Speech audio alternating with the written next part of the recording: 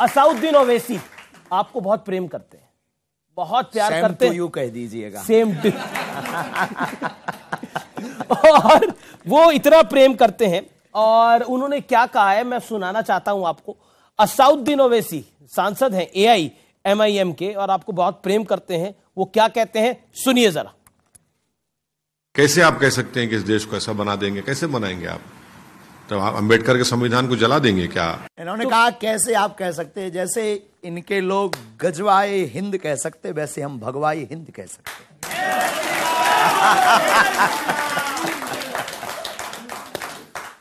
तो आप कहते हैं भगवाए हिंद, लेकिन है ही है।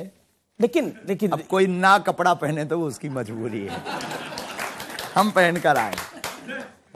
लेकिन जब आप भगवाए हिंद की बात करते हैं तो बहुत सारे लोगों के कान खड़े हो जाते हैं और वो कहते हैं कि आप मुसलमानों के खिलाफ हैं। बिल्कुल। और अगला आरोप आप पे यही है कि आप मुसलमानों के खिलाफ हैं। बिल्कुल भी नहीं, ये ठीक वैसी बात। हम मानवता के पक्षधर और अमानवता के खिलाफ हैं। अमानवीय कृत्य जो किए जाते हैं हम उसके खिलाफ हैं। रामचरितमानस को जो जलाया जाता है हम उसके खिलाफ हैं। पालघर में निर्दयता के साथ जो संतों को मारा जाता है हम उसके खिलाफ हैं। भारत की राम की यात्रा पर जो पत्थर फेंके जाते हैं हम उसके खिलाफ हैं। हम किसी भी पंथ के खिलाफ नहीं है। धर्म सिर्फ सनातन धर्म है। लेकिन जब आप हिंदू राष्ट्र की बात करते हैं तो इसको मुस्लिम विरोधी करार दे दिया जाता है। एक साइकोलॉजी है।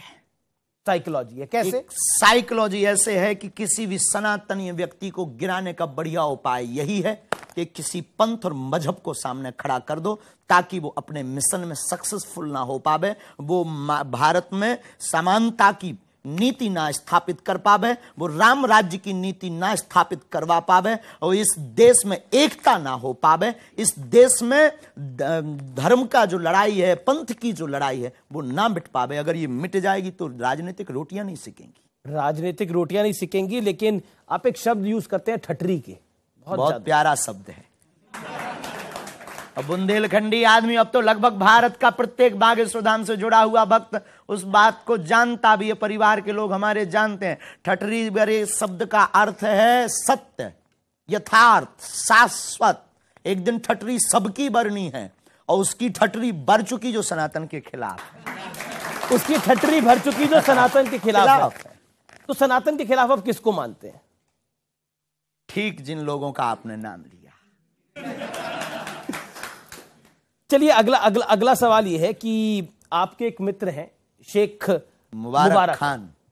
शेख मुबारक खान आपके मित्र हैं। अच्छा, 500-600 मुसलमान परिवार हमारे शिष्य भी हैं, ये भी हम आपको बता देते हैं। हर पंथ के लोग हमसे जुड़े हुए हैं और उनमें कोई दोष नहीं है। और अभी जहां हम कथा करके आए वहां मुसलमान ने तो फूल वर्षा करके हमारा स्वागत भी किया और हिंदू राष्ट्र का भी स्वागत किया। तो यही तो परेशानी है आपसे कई लोगों को।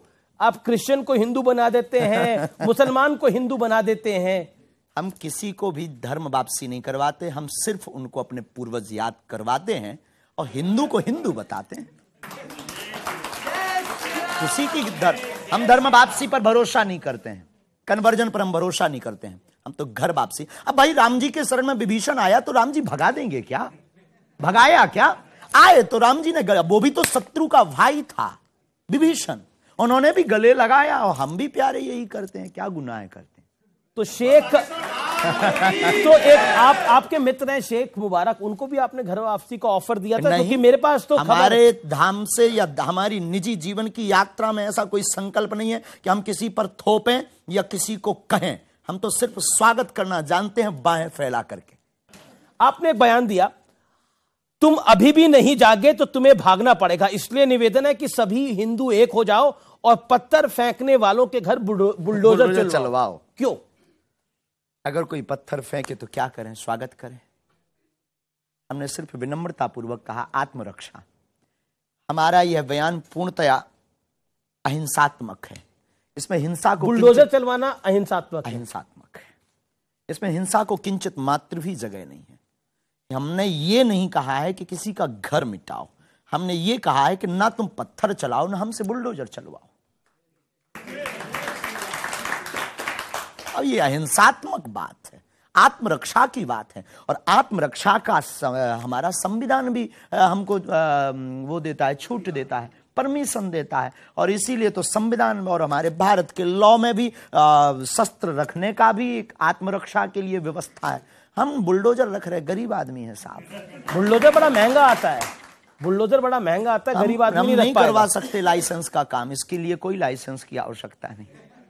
कुआं भी खुदेगा, काम भी होगा, व्यवस्थाएं भी बनेगी, धर्म विरोधियों के दरवाजों के लिए रखा भी रहेगा। आज एक दौर है, आप कई लड़कियों की शादी कराते हैं, जो कि बहुत नेक काम है, इसमें कोई इसकी तारीफ भी मैं करना चाहता हूं। आप कई बच्चियों की शादी कराते हैं, गरीब लड़कियों की शादी कराते हैं, लेकिन कभी आपको अपनी बहन की शादी के लिए दूसरों की मदद मांगनी पड़ी थी?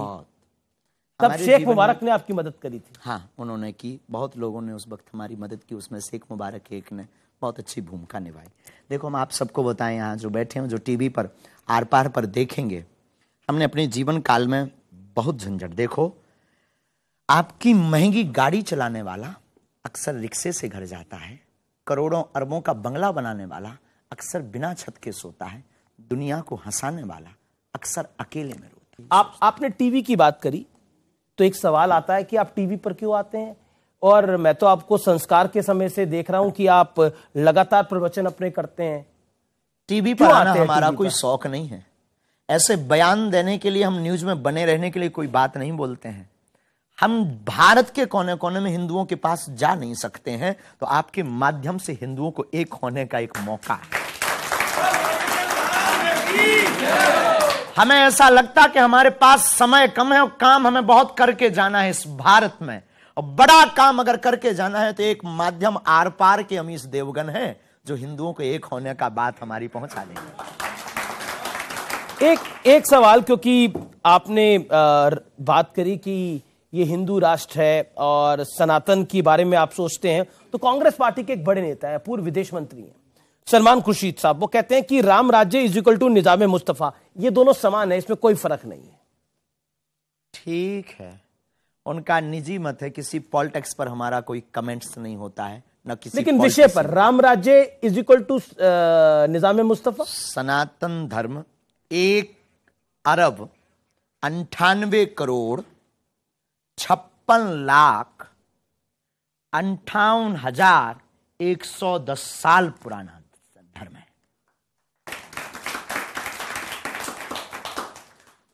इस प्राचीन, इससे भी ज्यादा प्राचीन है, ये तो एक हमने लगभग बताया है। अब कोई अपने आप से तौलता है, ये उसकी बेचारे की मजबूरी है, क्योंकि कोई ऑप्शन ही नहीं है उसके पास में। और राम राज्य की अगर वो कल्पना, कोई आपने नाम लिया है, पवित्र मुंह से हम बोल लेना नहीं चाहेंगे, अगर कोई राम राज्य को अपने उससे तौल रहा है, वो बेचारे की मजबूरी है, और तौलना भी चाहिए। बड़ों के सहारे से ही छोटे लोग अपनी इज्जत बचाते। लेकिन मेरा अगला सवाल आपसे यही है कि क्योंकि इस देश में साईं बाबा के करोड़ों भक्त हैं, लेकिन आप उनके भी खिलाफ खड़े हो गए? बिल्कुल भी नहीं। हम किसी भी साधु के खिलाफ खड़े हो जाएं, उसी दिन जमीन फट जाएगी। आपने बयान दिया सनातनियों के पास पूजा करने के लिए 33 कोटि देवी देवता है, तो चांद मियां को पूजने की क्या जरूरत है? हाँ, ये हिंदुओं को, पर इसमें साईं बाबा का नाम नहीं लिया। पर हमने नाम नहीं लिया। अगर कोई समझ रहा है तो ये उसकी थिंकिंग है, अगर कोई समझे तो अब हम क्या करें? क्यों?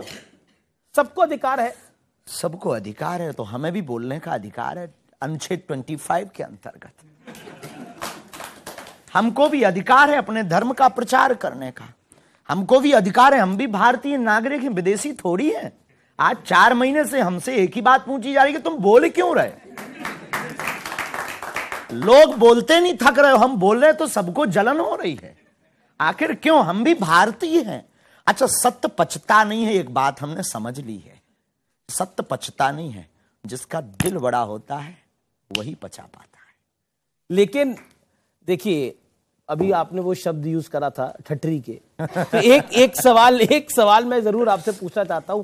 आप इन सबको इनकी जो ठट्री है बांट के क्या क्या करवाना चाहते हैं? हिंदू राष्ट्र कराना चाहते हैं। हमारा कॉन्सेप्ट एकदम क्लियर है। राम राज्य, केवल राम की परिकल्पना। हम किसी पंथ और मजहब के खिलाफ नहीं है। आपकी मीडिया पर हम बता देते हैं, इसको आप पहुंचा भी दीजिए, सब तक पहुंचा दीजिए हमारी बात को। हम किसी भी पंथ मजहब के खिलाफ नहीं है। हमारे हिंदू राष्ट्र में किसी भी धर्म के व्यक्ति को कहीं जाने की आवश्यकता नहीं है। जिस प्रकार पाकिस्तान में हिंदू रहते हैं, भारत में मुसलमान भी रह सकते हैं, ईसाई, सिख। पर फिर काउंटर पार्ट है कि पाकिस्तान में तो हिंदू रहते ही नहीं है, वहां पर तो 1% बचे हैं, कितने सारे होते थे। वो बचे हैं, वो वहां की मजबूरी है। यहां ऐसा भी नहीं है, यहां बढ़ रहे हैं। तो हम किसी भी पंथ या धर्म मजहब के खिलाफ नहीं है, हम सिर्फ मानवता के पक्षधर हैं। अच्छा, आपने बढ़ने की बात करी कि